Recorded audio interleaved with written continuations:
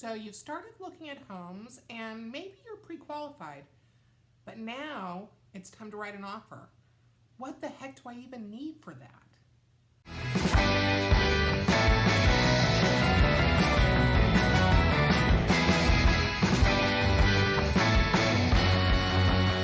Hey there, it's DeElla with Hoberg Homes. Welcome to more Real Talk on Real Estate, and thanks for being with me. Today we are talking about the basics of how you write an offer on a home.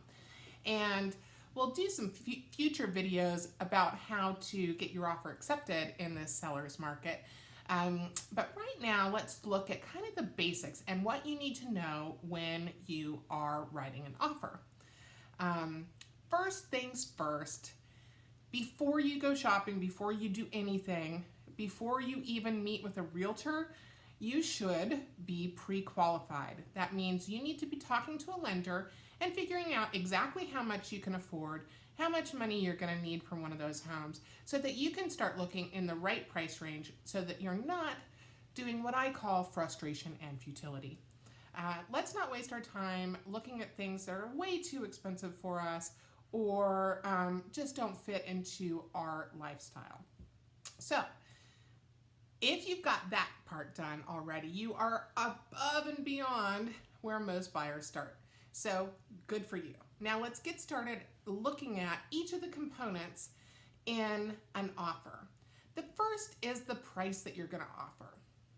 Now it's kind of crazy out there right now because many areas in the country, especially where I live here in this North Metro Atlanta area, the price that people ask for a home is almost like the starting price. Like if you were on eBay and they said, this is my limit, this is my starting, anything above and beyond we're going to consider. That's kind of how it is right now. So unless there's a whole lot of yuck in a house, they're probably going to get what they at least ask for. So just know that in the back of your mind. So what price are you going to offer? That's the first thing on your contract that you need to consider. And you need to know the market in the area so your realtor will be able to help you with that, looking at comps, making sure the house is priced appropriately, and looking at what some of the most recent sales have been. And, you know, little hidden trick, I usually call pending listings and see if I can talk the agent into telling me what they are pending for, because that's like the very most recent information that we can get. The second part of the contract is called earnest money. What the heck is that anyway? Well, earnest money is basically a good faith deposit. You are, as the buyer, are saying, I am willing to put down this amount of money to hold the house until we close. So we'll get into earnest money in another video, but let me just quickly say that earnest money can be lost if you don't meet certain requirements in your contract. But most of the time, like if you have a sale that goes all the way through, that earnest money is deducted from the money that you owe at closing. So it's just being held in an escrow account either by a real estate company or an attorney, and that gets deducted at the end. But we'll go into earnest money in a different video. The next thing you want to look at in a contract is called due diligence. Okay, what does that mean? So this is the time that you have between when your offer gets accepted by the sellers and you are binding. That's what we call it when everybody agrees and everybody's signed. When you're binding, that's the time between then and the time that you are finished inspecting the home. Again, in today's competitive market, due diligence can be anywhere from a couple of days up to 10 days. A shorter due diligence means that a home is off the market for less time if something comes up in an inspection that the buyer and the seller can't agree on.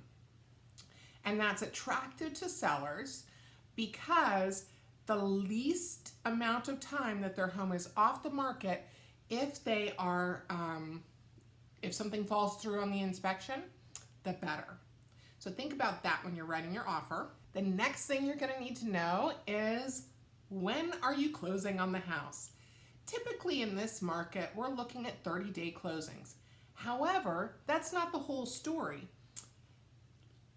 The biggest thing you have to consider when you're a buyer is what's important to the seller. And this will make your offer more attractive.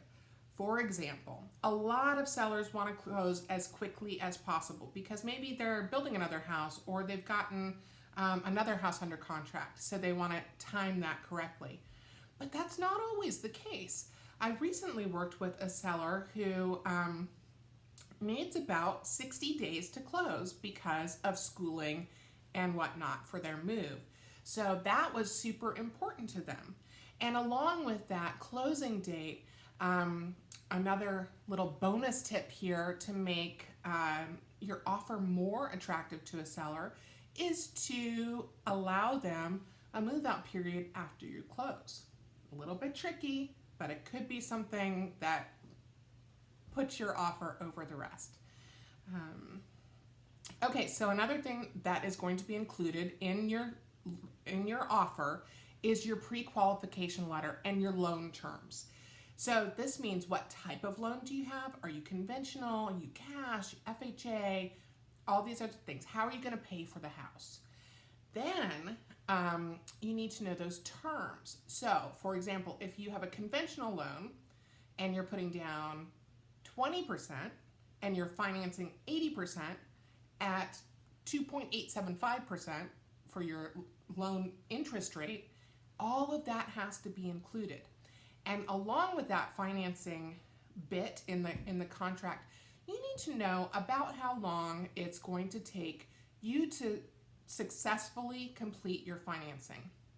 So often in this market, we see 14 days. My advice is to talk to your lender first and ask them that number. Remember, your real estate agent can tell you the norms, but she is not, or he is not, the lender. So talk with your lender and get that number. So that would be your financing contingency. Along with your financing is an appraisal contingency. With these crazy market terms right now, where prices are going up, sometimes faster than appraisals catch up, sometimes you will get a deal and the house won't appraise for that money. And then you have to renegotiate based on an appraisal contingency. We'll talk about that and tricks and tips for how to win deals in another video. But just know that with the financing piece, you need your pre-qualification letter or pre-approval letter. They're pretty interchangeable. You need to have your terms for your loan, what type of loan it is, and your financing and appraisal contingencies. The last piece that you need to consider when writing an offer are, besides the financing and an appraisal contingencies, any other special stipulations that you need to add to your contract. For example, often a special stipulation will be a home warranty, or the home being professionally cleaned, or a termite bond. All of these special stipulations will go into your contract. Again, being competitive in the seller's market, the fewer special stipulations you have, the better your offer is going to look. But you need to consider that because every deal is different. I think the most common special stipulation that I see is the seller guarantees that all personal items and debris are removed from the property before closing. One more time, let's wrap it up and talk about what you need to know before you write your offer.